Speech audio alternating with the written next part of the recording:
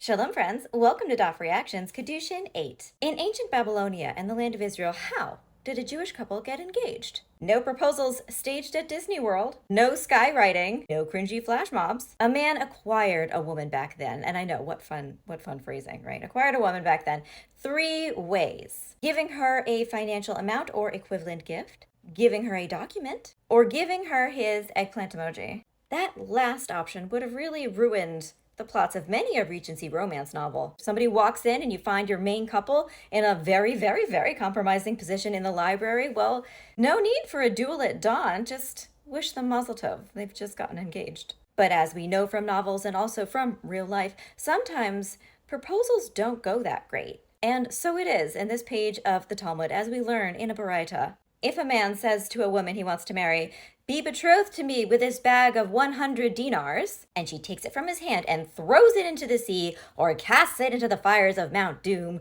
or, destroys it in any way, she's not engaged. Now, to you and I, we might be thinking, well, that's pretty clear. You can't get more clear than that. She is just not that into you.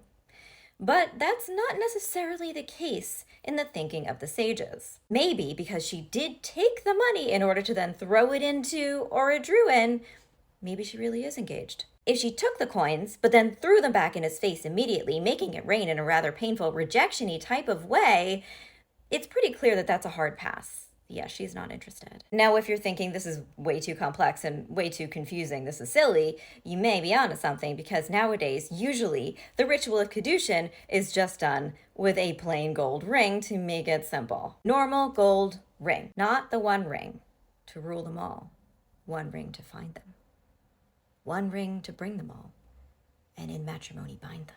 Sorry, backing away from Lord of the Rings references. Sorry, I apologize. Back to the shadow of the past. Oh, it happened again.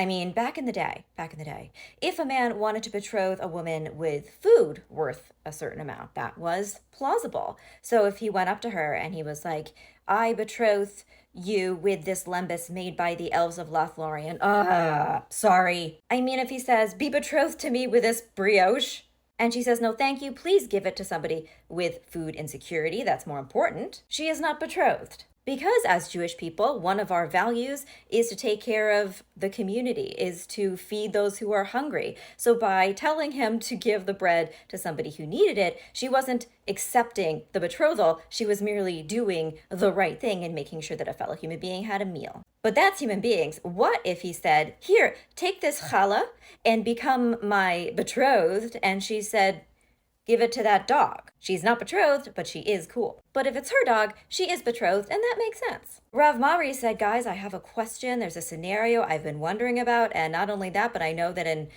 a long time hence, Miriam will also be wondering about it. This is my question. If a woman is being chased by a dog, and that dog is about to bite her, and she, out of the corner of her eye, sees the man who's been trying to propose for her for all this time, Mr. Collins, right, sees him on one knee, holding a baguette, and she says, 'Throw the baguette to the dog, distract the dog,' are they engaged? Has she committed to marrying that man because he saved her with a bread?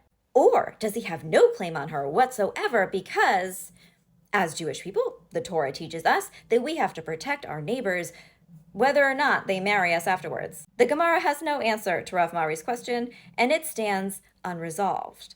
But I'm okay with not knowing, because in this hypothetical, the dog gets bread either way. And at the end of the day, that's all that really matters. Come on.